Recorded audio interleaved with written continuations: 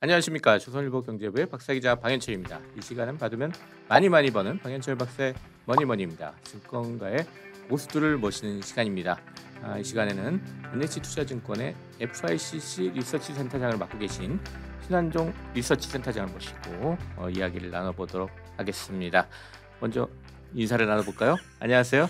네, 안녕하세요. 네, 간단하게 먼저 짧게 좀 소개를 드리면 이 방금 말씀드린 FICC 리서치 센터라는 거는 이 주식을 제외한 모든 투자 상품, 그러니까 채권, 외환, 원자재 이런 거를 총괄하는 리서치를 쭉 하시는 그런 걸 맡고 계신 거죠, 그러니까. 네, 맞습니다. 금융기관들이 네, 실은 주식은 많이 없고요. 네, 이제 보통 우리가 기관 투자가라고 하는 이쪽에서는 주식보다는 채권 또는 외환 또는 뭐 부동산, FX 이런 식으로 전 세계 투자를 많이 하고 있거든요. 네, 그래서 저 시장을 바라볼 때 주식만이 아니고 요 다양한 자산의 관점에서 시장을 바라본다, 그렇게 생각하시면 될 것 같습니다. 네. 증권가에서 경력은 한 23년 정도 네네. 되시는 걸로 알고 있습니다. 자, 오늘 시간에는 주제를 하반기 전망과 투자 전략 이렇게 잡아봤습니다. 그리고 네. 그 한 번 더 모셔가지고 또 다른 얘기를 한번 해보도록 하겠습니다. 일단 하반기 이제 시장 어떻게 봐야 되는지 이제 크게 개괄적으로 한번 좀 얘기를 해보고 그 다음에 하나하나 좀 들어가 보도록 하겠습니다. 네, 일단 그 하반기 시장의 가장 중요한 테마는 첫 번째는 이제 그 인플레이션과 경기 둔화, 스태그플레이션이 과연 될 거냐, 네. 언제 올 거냐, 뭐 이런 게 하나 네. 있겠고요. 네. 두 번째 테마는 이 인플레이션과 이 경기 둔화가 몰고 올 각국의 정치 사회적인 혼란과 어떤 파퓰리즘적인 어떤 정책들 또는 뭐 자원민족주의 뭐 이런 거 이런 예. 어떤 혼란이 될 수 있겠고요. 예. 파업화 이런 게 될 수 있겠죠. 그다음에 세 번째는 이제 러시아의 우크라이나 침공, 그다음에 이게 확산이 되는 중국에 대한 그 미국의 어떤 압박을 비롯한 지정학적 리스크 요 세 가지가 예. 아마 이 하반기 시장을 음. 거의 좌우할 것 같은데요. 음. 일단 인플레이션은 아시다시피 그렇죠. 예. 지금 뭐 계속 지금 부담이 되고 있는 상황인데다가 이게 고점을 찍었냐 아니냐 뭐 이런 논란도 있지만 어쨌든 그 작년 동기 대비 이렇게 YOY로는 고점을 찍고 미국에 내려가는 모습을 보이고, 근데 쉽게 안 내려갈 것 같은 모습이 보이죠. 우리나라는 아직 고점을 안 찍고 더 올라갈 것 같아서 하반기에는 고점이 언제 나오냐 이게 예. 이슈가 될 것 같고요. 예, 좀 이따 좀 자세히 한번 얘기해 보고요. 네, 예. 그런 식으로 이제 경기 이런 인플레이션 상황에서 경기가 둔화 정도에 그칠 거냐 아니면 침체로 될 거냐, 요게 또 한번 또 하반기에 아주 중요한 영역이 될 것 얘기를 같습니다. 해보고. 그래서 두 번째 이슈는 이제 그 각국의 정치사회적 혼란인데요. 실은 금융기관들이 이런 분석이 약합니다. 그러니까 유가 급등할 것 같고 이게 어떻게 미칠 거냐는 거는 하는데 이게 갑자기 이제 어떤 뭐 화물 대란으로 공급망이 이제 충격을 주게 되는 것들이죠. 요것들이 약하기 때문에 이게 발생하면은 바로 전망을 또 바꿔버리죠. 자꾸 틀린다고 보는 네. 것들이 실은 이런 것들입니다. 그런 것들이 이제 하반기 많이 나올 걸로 예상되기 투자 때문에 아이디어 하면서 얘기를 좀 해보면 될 것 같고. 마지막 세 번째 이슈가 이제 우크라이나뿐 아니라 미중 갈등으로 다시 확산이 되는 지정학적 리스크가 아주 중요한 포인트가 될 것 같다. 지정학적 리스크는 되게 큰 주제니까 한 번 더 모셔가지고 한번 그렇게 하시죠. 자세히 얘기를 해보겠습니다. 네. 일단 그 인플레 얘기부터 네. 해보죠. 말씀하신 대로 지금 미국의 인플레가 상당히 심하고 우리나라도 이제 심하게 지금 막 좀 올라가고 있는데, 일단 인플레 전망은 어떻게 하세요? 일단 미국 같은 경우에 3월달에 뭐 피크를 쳤다. 근데 네. 이게 조금 떨어질 거냐 아니면 계속 고공행진, 고원을 갈 거냐 뭐 이런 논란을 벌이고 있던데, 네. 요거 좀 어떻게 인플레를 어떻게 전망하세요? 일단 미국의 그 CPI는 그 8.5, 그다음에 4월 데이터가 8.3, 네. 그리고 이제 6월 데이터는 아직 오늘까지 안 나왔지만 그거보다는 좀 낮거나 뭐 그 정도 수준에서 될 걸로 보고 있겠고요. 크게 하반기로 쭉 보죠, 이렇게. 예. 네. 근데 하반기 말에 이게 지금 연준의 생각은 한 5% 초중반까지 좀 이렇게 되면 내릴 수 있지 않느냐 예상을 하고 있는데 네. 지금 상황으로는 연준의 그동안 예상이 자꾸 틀려왔기 때문에 네. 저희가 보기에는 쉽게 5%대로 내려갈 거냐 아니면은 7%에 오랫동안 머물지 않을까. 네. 잘못하면은 그래서 7% 또는 6% 후반 정도에 있게 된다면 실은 더 많은 정책들이 나와야 되거든요. 근데 지금은 잠시 주춤했던 유가가 다시 급등하는 등, 그다음에 그 식료품 가격들의 급등 그리고 저기 임금 상승이 지금 주춤하고 있습니다만 네. 이게 아직 들썩들썩하고 있는 상황들을 보면은 안심할 수 있는 상황은 아닌 것 같다. 그래서 지금은 시장에서는 연준을 믿으면 한 5% 중반으로 보는 흐름이 있고요. 예. 아 이거 아닌 것 같다 보면은 6%에서 7%가 6%까지? 연말까지도 나올 수 있어서 예. 더 강한 정책들이 많이 나올 것 같다. 이렇게 예상을 하고 있습니다. 어쨌든 고점을 치고 내려가되 쉽게 안 내려가는 상황들이 하반기 계속될 거다. 근데 사실 인플레 그러면 경기 확장이라는 의미가 있잖아요. 근데 네. 최근에 인플레는 상당히 시장에 부정적인 그런 네. 영향을 미치고 있는데 왜 그런가요? 일단 코로나 전후로 상황이 많이 바뀐 게 있습니다. 네. 그 구조적인 문제는 음. 첫 번째는 이제 그 코로나 전의 상황은 상당히 디플레거나 인플레가 낮은 상황들이었잖아요. 그때의 어떤 메인 경제 정책은 실은 신자유주의였고요. 시장 중심의 효용에. 네. 그런데 코로나 이슈 이후에는 이 테마가 거의 신자유주의가 아니라 국가 중심의 케인지안 정책으로 돈을 엄청나게 많이 썼고요. 네. 그래서 저희들이 보기에 요 정부의 정책 경제 철학이죠. 요게 실은 이 인플레냐 또는 디플레냐 여기서 상당히 중요한 것 같습니다. 돈을 많이 풀었던 시기 70년대나 이럴 때 우리가 엄청난 인플레이션을 경험했던 시기가 실은 케인지안의 시기였고 정부 실패의 시기였고 그 뒤에 낮은 인플레를 유지했던 게 실은 신자유주의의 힘이 컸다고 본다면은 네. 지금 생각이 바뀐 것들 코로나 이후로 엄청난 돈을 풀었고 자 이런 것들이 지금 기여가 많이 컸다는 것들이 바탕에 깔려 있고요. 그러니까 여러 가지 구조적인 요인들이 있습니다. ESG 같은 것들도. 근데 아직 반영은 다 덜 됐다고 보는 것들이죠. 그래서 그리고 이제 2010년 전에 돈을 풀었던 방식도 그때는 금융기관에 집중됐던 방식이 아니고 지금은 개인들한테 돈을 다 꼽아줬기 때문에 직접 줬죠. 예. 이 코로나 양적 원의 지원금이라고 방식도 해서. 완전히 틀렸다 예. 볼 수 있겠고요.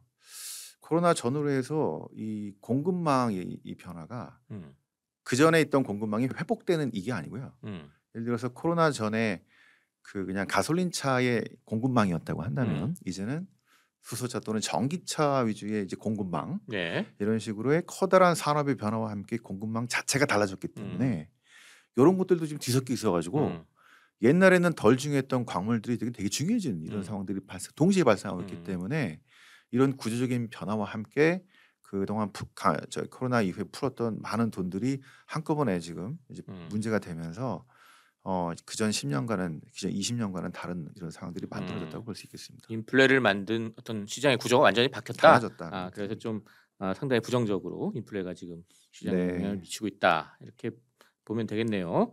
그렇다면 말씀하신 대로 다시 질문이 이게 1970년대 그 스태그플레이션하고 지금하고의 차이점 또 유사점 뭐냐 이런 의문점이 듭니다. 근데 그게 실은 요즘에 제일 중요하죠. 네. 70년 같은 인플레이션이 그레이트 인플레이션이 발생할 것이냐 아니냐인데요. 네. 그때랑 비슷한 게 한 크게 두 가지가 있습니다. 그 아까 말씀드렸던 경제 철학이 실은 비슷하고요. 그 정부 실패로 갈지도 모른다는 이런 두려움들 이게 하나 있겠고요. 두 번째는 지정학적인 위기도 실은 좀 비슷합니다. 그때 미국이 패권 국가인 줄 알았는데 베트남 전에 망신당했고요. 네. 중동 전쟁에서 무기력함을 보여주면서 에너지 가격이 폭등했다는 말이죠. 지금도 실은 조금 비슷합니다. 미국 패권에 도전하는 이런 러시아, 중국 이런 것들도 인해서 제재로 인해서 이제 에너지 가격이 폭등한 거 비슷한데요. 상당히 다른 측면이 있기 때문에 저희는 70년대 정도는 아니다라고 판단하는데요. 이유는 첫 번째는 연준의 스탠스가 70년대하고 완전히 다릅니다. 그때는 아서 번즈라고 하는 연준 의장이 닉슨의 아바타로 닉슨이 시킨 대로 했기 때문에 아무것도 못했죠. 진짜 무기력했죠. 지금은 연준이 막 금리 올린다고 난리치잖아요. 유동성 줄인다고. 자, 이런 스탠스가 70년대하고는 완전히 다르기 때문에 연준의 스탠스가 다르다. 네, 어떻게든 잡으려고 하는 물가 잡으려고 하는 여기 강하다는 게 있겠고요. 예. 또 다른 측면이 다른 거는 70년대는 실은 브레튼 우즈의 붕괴가 상당히 영향을 미쳤습니다. 자, 금과 연결시켰던 그 달러가 닉슨 독트린이 깨지면서 금값은 폭등했고요. 그러니까 금 투자는 그럴 때 하는 겁니다. 요즘이 아니고 그럴 때 하는 거죠. 금 투자 유망하다 그래도 금이 별로 이렇게 안 좋아요. 네, 저희들은 금 별로 안 좋게 봅니다. 같은 안전자산이라면 채권이 낫죠. 미국채가 낫다는 얘기입니다. 그래서 그때는 미국의 달러가 실은 엄청나게 폭락해서 수입 물가가 급등했던 달러의 위기 상황이었습니다. 70년대 볼커의 회고록 이런 걸 보시면 네. 그때 미국 리더들이 이 달러 가치를 지키려고 엄청나게 노력했던 걸 볼 수 있죠. 그래서 첫 번째로 한 게 금리 엄청나게 올려버렸던 거. 네. 그다음에 이제 페트로 달러로 이제 그 석유 결제를 달러로 한 거. 80년대 소련하고 싸워서 이기면서 이 달러의 가치가 유지됐던 것들이 있는데 지금 달러가 위기인가요? 전혀 그런 느낌은 안 들어요. 아니죠. 예. 그러니까 이게 한 10년, 20년 아마 지정학적인 상황에 따라서 미국의 달러의 가치가 좀 바뀔 수는 있어도 한 4, 5년 뭐 한 10년 이렇게 봤을 때는 미국 달러의 신뢰는 상당히 높고 지금 우리는 원화 약세로 지금 뭐 물가 수입 물가 올라가는 거 걱정하는데 미국은 그건 아니죠. 네. 자, 이게 싫은 상황이 70년대하고 완전 다른 겁니다. 그래서 70년대 같은 그레이트 인플레이션 같은 상황은 아닐 것 같은데 어느 정도에서 이게 멈춰주느냐. 이건 좀 지켜봐야 된다. 네. 그러니까 크게 두 가지가 틀리다. 70년대랑 연준의 스탠스하고 두 번째 달러의 위상. 이건 그렇죠. 좀 크게 다르다는 걸 좀 생각하면서 인플레를 봐야 되겠다. 근데 이제 연준의 스탠스가 다르다고 했지만 작년에 보면은 연준이 일시적이라고 인플레 일시적이 계속 주장하다가 결국 칭피를 당했잖아요. 네. 왜 그런가요? 뭐 아까 말씀하셨듯이 그냥 경제 구조가 바뀌었기 때문인가요? 아니면 왜 연준이 판단을 잘못했죠? 저는 이게 재작년 미러 상황을 보면요, 연준은 구조적인 변화가 천천히 올 거를 생각했던 것 같습니다. 그러니까 코로나 이후 왜냐하면 이제 2009년, 10년, 11년에도 이게 인플레이션이 갑자기 올랐다가 또 확 떨어진 적이 있었거든요. 네. 그런데 10년 전하고 지금을 양적 완화로 푼 돈들이 자 갑자기 늘어났다가 또 그게 돌지 않으면서 다시 인플레가 완화가 됐는데 그때랑 비슷하게 너무 거기에 초점을 맞췄던 거 아닌가 싶은데요. 구조적인 변화를 좀 간과했다고 보여집니다. 네, 파월 의장도 그때 이사한가 했었어요. 당시 네. 10년 전에. 네. 그러니까 그걸 기억을 하고 있겠죠. 지금 네.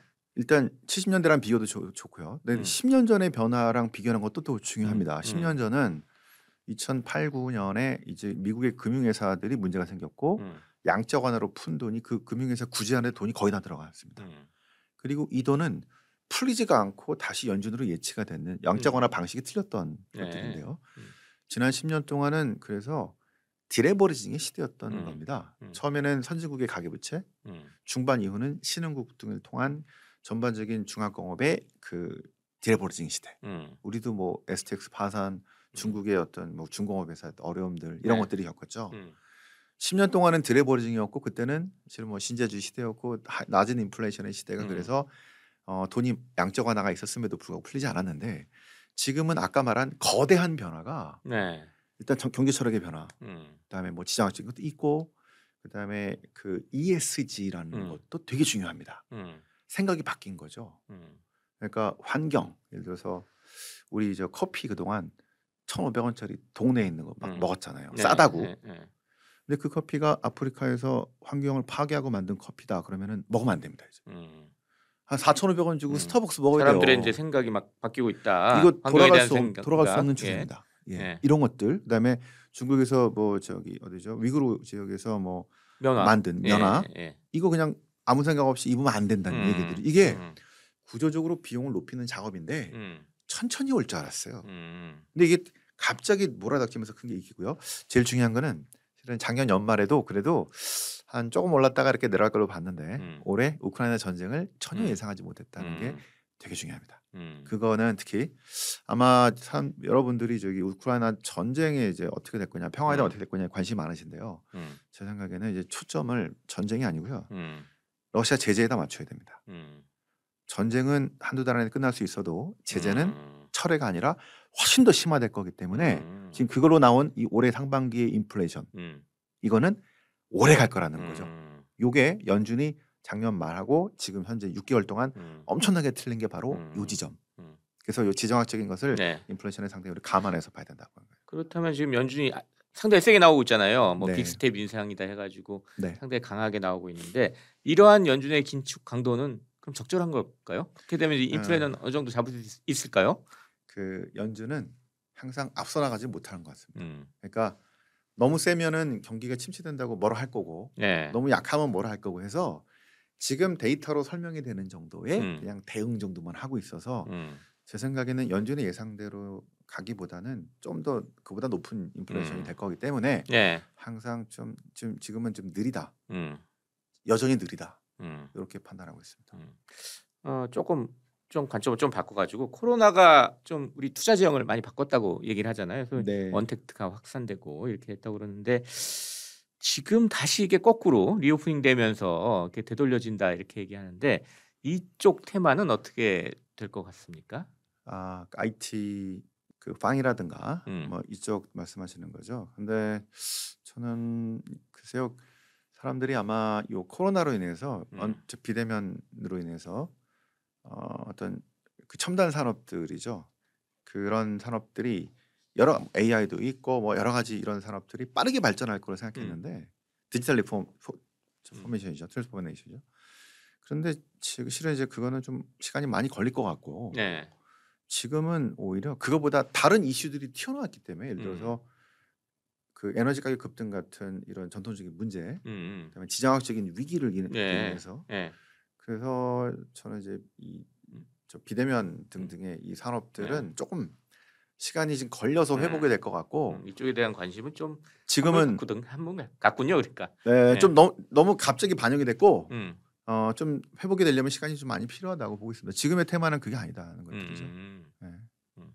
또 이제 이 좀 국내 시장으로 좀 초점을 맞춰서 계속 뭐 약간 글로벌하고 미국 얘기만 많이 한 것 같은데 이 가장 큰 관심이 국내 시장은 언제쯤 외국인이 돌아올까? 이게 원화 강세가 돼서 외국인 자금이 다시 언제 돌아올까? 이게 제일 큰 관심이거든요. 뭐 네. 최근에 다시 뭐 외국인 자금이 들어온다는 얘기도 있는데 요거는 어떻게 좀 보십니까? 외국인 자금은 실은 저희가 채권 자금이 있고 주식 자금이 있습니다. 네.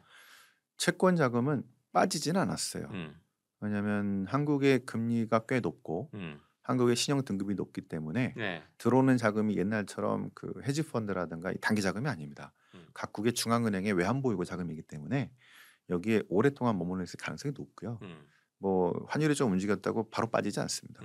주식 자금인데 네. 이거는 높은 성장이라든가 높은 수익이 기대가 돼야 되는데 한국의 상황이 그렇게 만만치는 않은 것 같은 거죠. 왜냐하면 경제가 중국의 의존도가 되게 높은데 네. 이 지금 봉쇄로 인한 지금 좀 다시 좀 공사가 풀리고 있긴 하지만 네.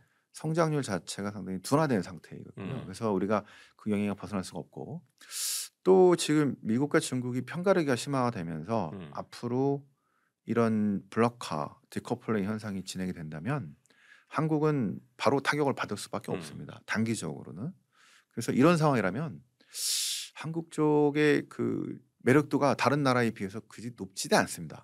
그래서 제 생각에는 빠르게 돌아오지는 못할 것 같고요. 그래서 이것도 시간이 상당히 좀 걸릴 것 시간이 같다. 걸릴 것이다. 네. 예. 우리가 이제 뭐 하반기 이제 시장에 대해서 이제 인플레 중심으로 쭉 얘기를 해봤고, 그 뭐 하나 이제 혼란도 좀 있을 것 같다라는 네. 얘기 살짝 언급하고 지금 지나왔는데 마지막 질문은 이제 종합을 해가지고요. 지금 하반기에 좀 주목할 만한 그런 이런 상황에서 투자 아이디어를 제시한다면 어떤 걸 좀 제시하시겠어요? 지금은 채권을 해야 됩니다. 지금은 채권을 할 시대가 때는 왔다? 네, 맞습니다. 왜냐하면 인플레이션 때 현금과 채권은 쓰레기다 이렇게 알고 계시죠? 그 교과서고요. 인플레이션의 초반이 그렇고요. 금리가 인플레이션 1, 2, 3, 4 이렇게 올라갈 때. 네. 그런데 인플레이션이 정점을 향해 간다. 또는 고점이다 좀 내려간다. 이럴 때는 금리가 많이 선지적으로 올라왔기 때문에 지금부터는 채권을 투자하고 이게 인플레이션 시대죠. 그다음에 디스인플레 때는 어떻게든 금리를 올려서 정부가 이거 낮추려고 하잖아요. 그리고 서서히 금리가 좀 내려가고 이제 디플레이션으로 갈 때 금리가 낮아지면 그때 채권을 줄이는 겁니다. 그런데 지난 2년 동안은요. 채권 투자라는 얘기를 아무도 안 했어요. 왜냐하면 금리가 너무 낮았고 빠르게 올라왔기 때문에 못했는데요. 올 1, 2분기까지 그랬죠. 지금은 금리가 상당히 높았기 때문에 지금부터는 우리나라 국채 10년물이 3.5%입니다. 우리가 10년 전에 그 국채 30년물이 있었어요. 5.5%였는데 수급이 꼬여서 5.5% 가면서 막 난리를 쳤는데 지금 아무리 뒤져봐도 우리나라 국채 5%짜리 없잖아요. 네, 없죠. 그때 샀어야 됩니다. 지금 3.5%의 10년물 앞으로 10년 없을 겁니다. 왜냐하면 성장률 자체가 우리가 KDI 기준으로 1.7, 1.6 낮아지잖아요. 그런데 10년물이 지금 3.5다. 이건 오버슈팅입니다. 그래서 지금은 채권을 담아두시고요. 이 채권이 국채도 있고 삼성이나 현대차 같은 우량 회사채들도 쭉쭉 있고 네. 이런 것들이 3.5, 뭐 4%, 5% 쫙 있기 때문에 이런 채권을 국내든 해외든 이런 채권을 담아둘 때다 보고 있겠고요. 앞으로 경기가 둔화되고 또 여러 가지 불확실성이 높기 때문에 지금은 자산 배분의 기본인 그동안은 자산 배분이 아예 안 됐던 거고요. 지금은 채권 비중을 특히 이제 나이 드신 분들은 이 채권에서 고정적인 수익을 받고 그다음에 일부 자금을 이제 주식으로 투자하시는 방식으로 정상적인 상황으로 돌아가야 된다. 그때다. 이렇게 판단하고 있습니다. 채권 그럼 거액으로 돈을 넣어야 된다는 생각하시는 분이 많은데 꼭 개인 투자자들도 소액으로 할 수 있는 방법 꽤 있죠. 꽤 있습니다. 예, 예. 그리고 실은 예. 그 일을 하시는 분들은 퇴직연금이 거의 채권으로 돼 있어요. 네. 확인하시기 바랍니다. 이제 그래서 지금은 오히려 그동안은 줄여왔어야 되는데 지금은 채권 비중을 채권 쪽 높은 그런 펀드나 이런 것들을 퇴직연금에 좀 많이 넣으실 때다. 이렇게 보시면 될 것 그렇게 같습니다. 좀 이해를 하시면 되겠네요. 네. 자, 오늘은 NH투자증권의 신한종 FICC 리서치 센터장님과 함께 하반기 전망과 투자 전략에 대해서 이야기를 나눠봤습니다. 마지막으로 저희 시청자, 구독자 여러분께 마무리 인사 짧게 부탁드리겠습니다. 네, 지금 저는 채권의 시대고 지금은 이제 여러 가지 채권을 한번 투자해 보시면 여러분들의 그 자산 투자의 영역들이 상당히 넓어지면서 아마 좋은 투자하실 수 있을 거라고 생각합니다. 예, 감사합니다. 지금까지 함께해 주신 NH투자증권의 신한종 FICC 리서치 센터장 그리고 저는 조선일보 경제부의 박사기자 방현철이었습니다. 그럼 다음 시간에 또 뵙도록 하겠습니다. 감사합니다.